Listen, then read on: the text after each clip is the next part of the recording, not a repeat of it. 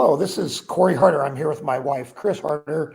We are part of Legacy Builders, powered by eXp Realty. We are real estate agents, investors, and landlords, and we're starting a movement and calling it Legacy Builders, powered by eXp Realty. We want to bring together like-minded people that want to grow their business in real estate, who are looking to share, grow, and learn together. We believe in collaboration over competition, and that's the big reason we started this podcast. We're really looking forward this year to be able to bring a lot of value and additional resources so we all can succeed in our real estate business this year. And our guest today, Kelly Hall, just does that. Yeah, you want to talk about collaboration over competition? Well, we met Kelly in Dallas at a build event at eXp. So we just connected. It was super cool and really enjoyed time with her and her story, because everybody has a little bit different path on how they got into real estate and also how they got here at eXp. So welcome, Kelly Hall. You are from Central New York, right? I am, and thank you so much for having me on your podcast. I'm Central New York. We were just talking about how our weather patterns might be similar, sister patterns in the winter especially. So we're just trying to grin and bear it until we get to the spring together. Absolutely. Yes. Well, yeah, why don't you just tell us a little bit, about your story, about how you even got into real estate or your background, and let's go from there. Definitely. Well, so going way back, my grandfather was a home builder in the 60s. He worked for a lumber company supplying wood for home builders. And when he was 50, he built his own company, WT Motto, and it's my mother's father. And so as a result of having a home builder father, my mother knew everything about a home and was the fixer of everything. And of course, being a mother, home is where the heart is, and every home that we've moved into, she poured herself into home. So home is always, obviously, for all of us that live in a home, know the significance and the meaning of having a safe place and a sanctuary. And we moved a couple of times as kids with my dad transferring jobs. And even as a 9, 10, 11-year-old, I was so excited to help my parents with the home search, pick up those magazines or the booklets at the grocery stores that showed all the homes. I'd circle, okay, Mom, what do we need? A 4-bedroom? We need a 2.5 bath. Okay. And I'd go through and I'd circle all the ones that looked good, share them with them. And of course they had a realtor they were working with, but it was just exciting. And there was something about finding this new place that we were going to, be dwelling together and doing life together, and also being in a new environment. So it's in the blood. But when I graduated college, so I graduated with a communications degree, and I had no idea what I was going to do. I worked at Fox News for a little bit. I had an internship there in Albany. I went to the College of St. Rose, and so real estate was never, it was okay, I loved it as a kid, and I knew it's in my family in some special way, but I never really thought it was going to be a career. And so during college, I interviewed, or I internshiped with Fox 23 News in Albany. And then from there, I got hired, but I just didn't want to stay in the area. And there was such a part of me that needed to, go out and do this big in my early 20s and just figure out what it is I want to do. And I also was an actress, and I acted throughout school and in college. And I had a desire to be on stage, to be on Broadway, bringing, characters to life and just making people laugh. And I was class clown in high school. And so that was always a big part of it. So I'm what am I going to do with that? And when it got to a point at Fox News where the news director, I said, I might want to go to New York City. And he had an in at NBC where they had these positions called page positions. And the pages would actually just give tours, essentially, to people that want to come look at the NBC studios right there near the Rockefeller Center. And that's where Regis Philbin got his start. That's where a couple of people that actually were, on TV got their start. So I said, that's awesome. Let me go ahead and do that. So I interviewed for the position and I moved to New York City without knowing if I was going to get the job. And I went with my best friend in high school who was, after college, she got into fashion and I was going to be an actress. And then her sister was in philanthropic ventures. And so we got a 3-bedroom, very teeny apartment on the Upper West Side. And I went and I just, said, let's just figure this out. And hopefully I was like, I got the job, like we're good. But when I got there, I got the letter saying that they hired 2 out of 1,000 people for the position. And I was not one of them. So I quickly, now that I had rent to pay, had to figure out what I was going to be doing for a living. I bartended. I started to bartend, and that was all fun, but it's also very hard. So I give so much credit to bartenders that do this for a living. It's one of the hardest jobs I've ever had with like the POS system. But I got to meet some really great people. And after a certain while, I said, I need to really start to supplement income. And I grabbed a classified. So back in my day, like in my 20s, this in early 2000s, we still had like classified papers. So back in that time, I can't believe I'm saying it like that. But it's true. It was like I grabbed it and I circled with my red pen like they do in the movies. I circled an ad that had a New York State Society of CPAs was looking for a marketing coordinator position. I'm like, okay, Cal, I've got a college education. I don't need to be bartending. I can find work. And so I went in and I did get that job, and it was only for 3 months to cover a maternity fill-in, as this woman was, she gave birth to twins and her plan was to come back, and she never came back. So I stayed, and I stayed for about maybe 8-9 months. It might have even been a year, because I was getting paid and I was also still able to bartend and try to do my acting on the side. But it was giving me steady income was what I needed. But the job was just like so boring. From that, I went out to a happy hour with some friends. A few of them worked at Martha Stewart Living. At that happy hour, I complained about my job just being very boring. And this gal who was the executive assistant to the SVP of Martha Stewart, she was like, well, do you want my job? I'm actually going back to school to be a nurse, and I'm going to train for that. And basically she was like, I just need to have more purpose in my life, because imagine that job. But at that time I was like, that sounds way more interesting and more fun than what I'm doing. I felt like Milton from Office Space with my like red stapler every day. And I was, 9 to 5er, and I'm not a cubicle gal. I am not a cubicle girl at all. So she said, okay, well, if you want this, come on in for an interview. And I said, let's go for it. It sounds so. She goes, can you work for a beast? Can you work for a bear of a woman? Like, she's just, pretty mean, pretty like stern. I would say she was mean because she had to be. There was a lot of responsibilities that she had. And of course it just does the trickle down. If you guys are familiar with corporate America, how it's just some stuff at the top. Yes. So I interviewed, I got the job, but after a very like blunt, are you smart? Can you do this kind of work? And I'm like, yeah, I got this. And after, it was it was Devil Wears Prada for sure. I was Andy. The SVP was definitely, I couldn't even read the book at that time because I was living it.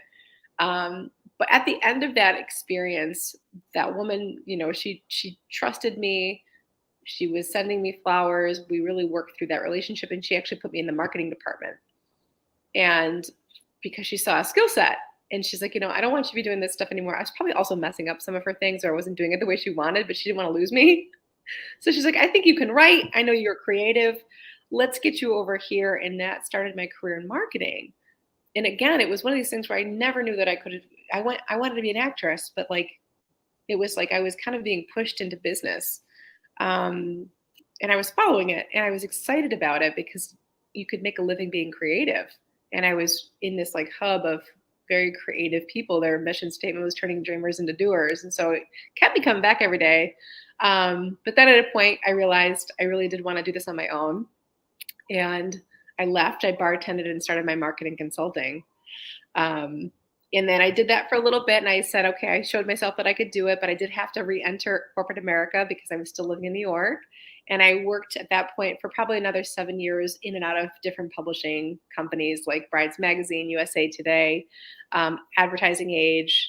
And then I did some nonprofit work until I was just really tired, and I came home. And I subletted my apartment because I was like, I don't want to lose my Upper West Side. I had a duplex with a back patio, which is completely unheard of on 80th Street between Amsterdam and Columbus. My dog Sam and I, we walked to the park every day. We walked to the river every day, and New York City was home. So I didn't want to leave it, but I also knew my resume could only get me a certain job that I was tired of having. Like I would have to be in publishing to make the money that I needed to make to live and to live the life, that I didn't want to be a pauper. So I had to yeah. I'm sorry, you didn't even know how valuable that marketing would be, because that is just such an integral part to what we do. You have to be a marketer, right? It overwhelms me, Chris, like how much we really, and I think that's what it is. I realize how much I really have to do. It's not just about, it's so much more than the transactions, and it's about how we're really generating business now today. So you're absolutely right. Like looking back, I'm so grateful that I was shepherded and guided into that career, and I was not seeking it whatsoever. So then how did you get to real estate from there? When I came home, I had gotten to, started to still do my marketing stuff. I was living with my parents, which actually is one of my greatest gifts and blessings today, was having that time. Again, I did not, what woman in their 30s wants to move home with their parents? Like I had to clear out one of my sister's old room. It was humbling and hard, but it was also exactly what I needed to just reset and to be there and to really develop an adult relationship with my parents. For my dad, it was very hard. For my mom and I, we grew closer than ever at that time. So it was an interesting dichotomy. And so when I was home, the marketing stuff was good, but it just still wasn't what I wanted to do. And I was approached by a high school friend who we had recently connected over Facebook. She was a realtor locally here, and she was just posting some like really positive stuff and also selling real estate. And I'm like, oh, that's interesting. Let me have a conversation with her, because it's, one of these things again where like I think of corporate America, but I would never think that you could make a living being creative in corporate America. I thought the monkey suits and business suits and everyone's, in their spreadsheets. And so, so for real estate, I thought kind of had a similar, like she helped demystify it. And so we connected, and then we didn't engage right away. It wasn't until 2017 or 18 that when I came back again. I was in New York for just about 10 months for a gig, came back, and I knew that I just needed to figure this out. Okay, and I'm like an all or nothing when it comes to a career change, because I have to support myself. I am a single gal here, and I have my dog. So I got to make sure he's fed too. But no, I had to make sure that I was being wise about, really making this career change. And so said yes to joining her team. And I was licensed. I got licensed about 2 months before the pandemic. And I will forever be grateful for this connection. But at a certain point, you realize that if you're doing far more work than a team lead does, and your commission is 50-50, and you're going, how is this even possible? And I'm looking at how long it takes things to close. I'm grateful for the time that I had to build the business, but I realized there was a better way. And so I split from the team, but we still stayed at the same brokerage. And I loved real estate. I mean, I love real estate, but at the time I was getting that awareness of, oh my gosh, you can do this for a living. I can connect with people. I can like do all the things I was doing as a kid, like circling the houses and matchmaking, and like all of that came back, and it's just so much fun. And I think what was interesting about starting a couple of months before the pandemic was that everybody was starting from zero. And, I think what new agents fear is just not knowing what they're doing or sounding like an idiot or seeming like they're inexperienced. But I look at that time like we all had to come together, and if you had common sense, that's when it was used big time. And so the street Right. smarts, common sense, the business savviness that you have, communication level, I know that's what helped me propel and become who won the Shining Star Award for our board. It's like a rookie that produces a certain amount, but also does things in the community. But I did that all at home because I wasn't because of the shutdown. We had this beautiful office, and I really do appreciate and love my former brokerage, and they're really great great friends and great colleagues, and we really did stick together. But I never saw anybody because I was at home working, and I was doing it all by myself. So then, yeah, and I'm sure that you guys feel that too. And like you either before you came over, you realize how much you really did on your own and do on your own, and you're going, okay, how much am I giving out and split, and what am I really receiving? So before I get to all that part, the during the time that I won that award, my mother had been diagnosed with a lymphoma, non-Hodgkin's lymphoma, and it was a very, very, I mean, as you can imagine, a very scary, fearful time. And I really went inward. And while I was inward, I was still having to work, and I still had to show up for my clients, not talk about it. I was really selective on who I spoke about it with. I wanted to be sure that people were praying and not projecting fear onto something that was already very scary. And so I was in my phone a lot at that time. And when I was scrolling, and I am also still wanting to learn about how to do real estate and how to support myself in this new job that I've just committed to, and I've spent all this time really like reinventing the wheel, I didn't want to give it up. So the pandemic was one big challenge that could have done that for me. And then my mother's journey are two really big things that could have kept me on the couch underneath a blanket. But that's just not how I'm built. And I don't believe that's my purpose here, because I do believe that I'm here to help and to serve. And I'm given the utmost strength and grace from God to do it all.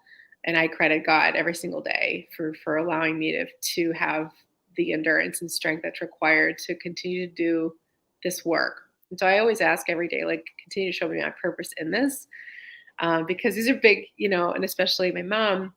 And so when she started her first treatment the day that I won the Shining Star Award for the GSAR in 2021. And I told her we were going to shine together, and we have, and we will. She was in remission in June of 2021, and God called her home on July 24th, 2021. And there's nothing more, this part of the story and the journey is always very hard for me to articulate, because I'm still living it and just trying to work my way through both grieving and also celebrating all the success and the wins and the things that we're doing here within our organization, and with my clients. I can only say that I know that she is wanting me to continue to move and push, and I'm doing this with her. Every step of the way is absolutely with her. And she continues to give me that strength. God continues to give me that strength. But the purpose and tying this in with my mother and her just love for her family and home. Home is such a special what she built for us throughout our years. And so being able to be part of people's journey to find home, to come home, And my mother being home in heaven is one thing. I know she's getting that ready for us too. But there's something really meaningful about this level of work that has just now amplified. And my word for 2021 was legacy. And again, we had just started the journey, and I thought I started really diving into EXP and understanding like the whole legacy theme and piece and what we're doing here, and the generational wealth and all of the things. I was all excited to tie that into like real estate, but it was certainly meant more than just real estate, and it will always mean so much more than that. And it's an honor to be able to do this work and do it with people like the people that we're collaborating with. So when I think I missed the part where I actually, like, when I was home during this journey on Instagram, I had found GoGo's Right. Instagram page, and I was just wanting to learn. And I was finding I was learning more on Instagram than I was learning where I was paying my split. And then she had a couple of comments, and this is like really, a couple of like posts that were really like, look at it, like look at your crunch your numbers, crunch your numbers Right. and figure this out. And what is it that's like stopping you from doing all this? And I'm going, I'm at home now, and I'm doing everything by myself. If I can do all this, keep more of my money, and collaborate with people like GoGo, and then I found Cody through GoGo. Cody Brown, Impact Agents in Michigan. I'm like, what am I really doing? And it took me a full year to make that decision. But I know my mother's graduation to heaven was the true catalyst in me doing. I went to the Build conference the first time. So I think, Chris, I met you at the second one, the second time I went. The first time I went, I was not an EXP agent. I needed to lay eyes upon this metaverse in real life. Right. Like see all these people and feel what I was kind of getting the suspicion on Instagram. This is what it was like. And it's beyond all that. So I knew after August, and October 1st is my anniversary. So I just celebrated my 1 year, October 1st, this past October. And it's been so much more than just building your business. It's become, and again, so much support around my mom. I've met some incredible agents who are prayerful and come together and check in and send wine, and I get to do the same. And it is like this just platform. I love that, it is a true platform in every sense of the way. It's a platform for relationships, it's a platform obviously for business, and just creating opportunity. So it's been a journey. And I know it's like the fuel that just keeps me going. And I know that I need that. Otherwise I'd be under a blanket on the couch. Yeah, absolutely. And earlier you had kind of spoken about, and that's kind of meeting people, like here we are. And kind of funny side note that Kelly told me that she's Legacy Builders and we're Legacy Builders. So we joke, she's Legacy Builders East, we're Legacy Builders Central, and there's another Legacy Builder group in California that we found. And it's because you can truly build a legacy here, but it's now we also know somebody in New York for referral business, right? So you had kind of alluded to how referral business has helped really build your business here at EXP. And that's awesome. Well, I couldn't be more happy that legacy is such a strong word. And I'm so happy that it's being used the way it's being used with this. And I'll be Legacy Builders East all day long. But yes. And being able to like connect and to build these relationships. Yeah. And now I know you guys are in Iowa, and I cannot wait to meet somebody that I know is looking for a place, because it's not just like doing a Google search and finding somebody just cold and going, I know I'll get 25% from this. I don't care. I actually care who I'm referring my people to. And I'm not, and now we have 87,000 agents that we can literally hop on. I've done this before where if I know somebody, so for example, Rochester, New York is about a little over an hour away. Very good family friends are looking for a place. You go onto Workplace and you just put up, hey, I'm looking for, in search of a buyer's agent, seller's agent in this area. And you literally are fed within seconds qualified agents. And of course, you do your due diligence and have conversations with each of them to make sure that they're a right fit for your people. But then it's like, and then you get the referral and you're doing the business, and now then you're developing a relationship. And hey, I'm going to be in Boston next week. I can't wait to meet up with my referral agent who shot me the luxury lake house listing.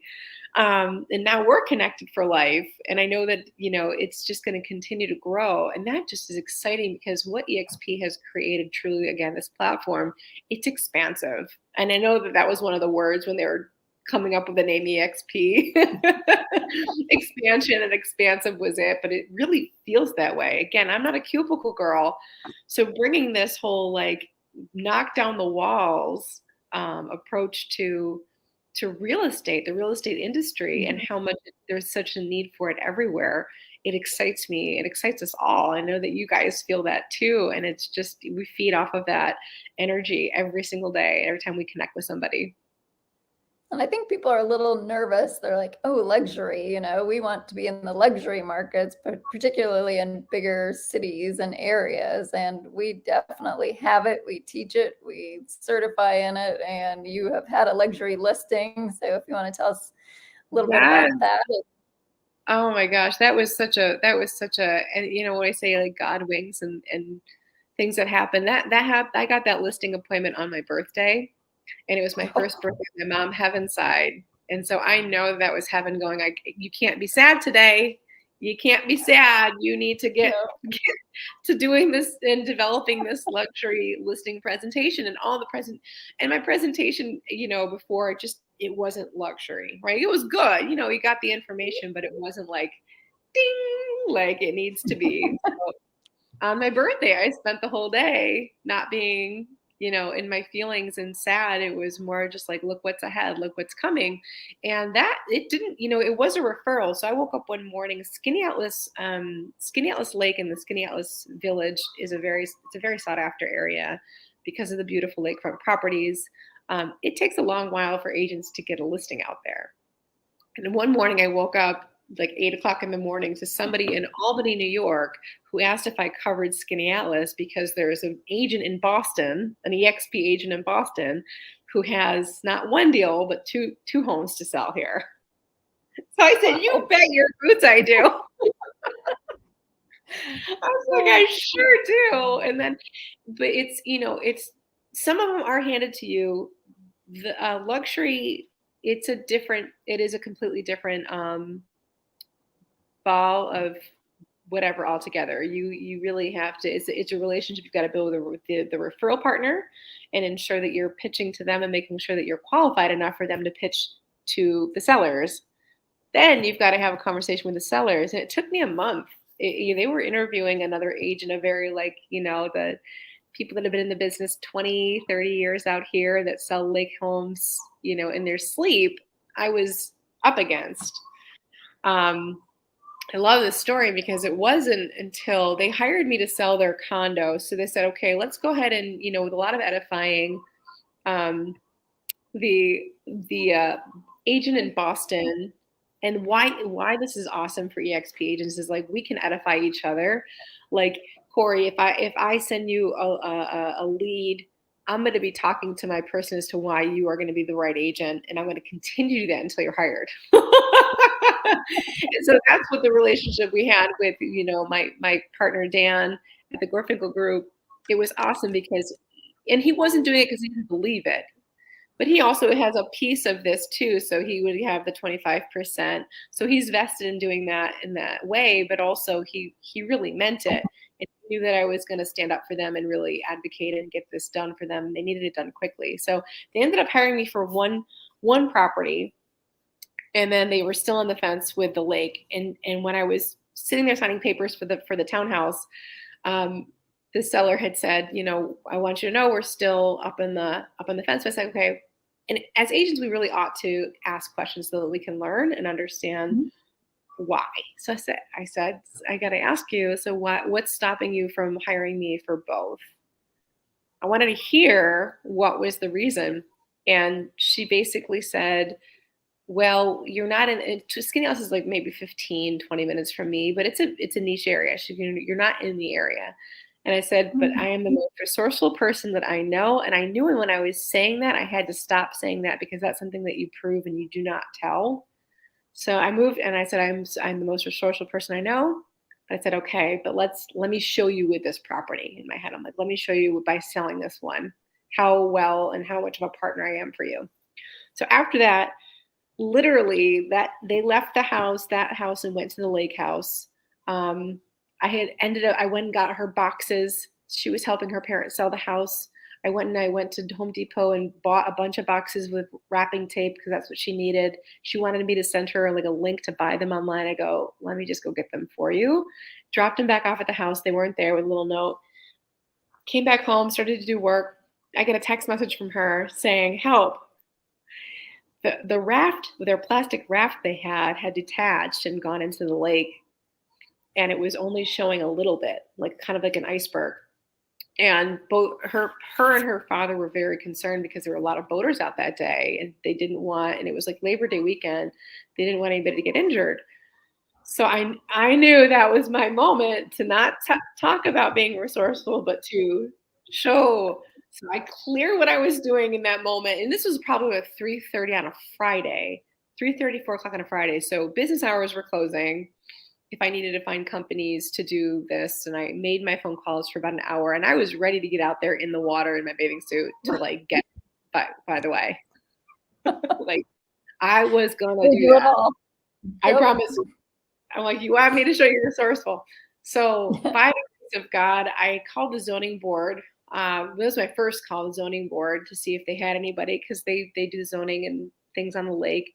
He said he had a guy, but he's got to figure it out. I made my calls to different companies. They were 2 weeks out for getting any kind of help. So I called the zoning board back. I said, you got to help me.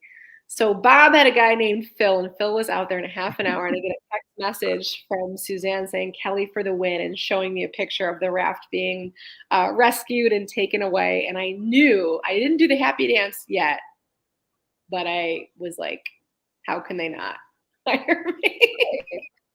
Right.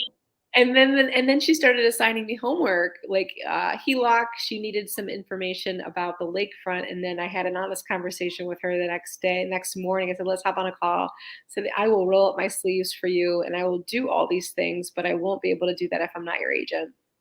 If I don't have that. And she goes, well, we want to tell you in person, but after yesterday, you got it. So I got to do the happy dance. I got to go sign the papers. We were on the deck. The boats went by. We blew the horns, and it was a really momentous moment in my life. And to fast forward through the deal, we got under contract on my sister's birthday, and we closed on or about my brother's birthday. So I have 2 other siblings. So it was a really cool connection with mom. Big things always happen on birthdays, and I just love that was the connection. But yeah, that was an EXP referral. So my life has now changed. My life has changed, obviously, becoming an EXP agent and brokering my business here, but that ever more so. And then rolling out the EXP luxury program. That's just now, the EXP has been doing luxury since the inception of EXP, because there's EXP agents that have brought their business over. But now there's so much more support and resources available to luxury agents, from where we're putting our marketing. It's all included as an EXP luxury member. And there's certifications to become that, and couldn't be more excited to, again, thinking about that referral-based business and being in the Finger Lakes is really exciting. Very exciting. And you definitely have plugged in, and you've attended events, and you've networked, and you are just such a joy and such a pleasure to visit with. And you do shine. You still are a shining star for sure. We're just super happy that we met you. And I appreciate you saying that. Sometimes you're just so shy. Yes. But thank you. Yeah, it's a game changer. I know that you guys, your business has changed, and your lives have changed just with this change and committing to change. You don't really know what's ahead. You just say yes, right? Right. And like you kind of alluded when we were talking earlier about, I love my broker and I love my place. And I did too, where I started, right? I mean, nobody leaves because of their broker. They leave because of the situation, and we all work for money, right? So we're giving that split. We're paying all these fees and these dues. And I started in the pandemic also, and I was told not to come into the office unless we absolutely had to.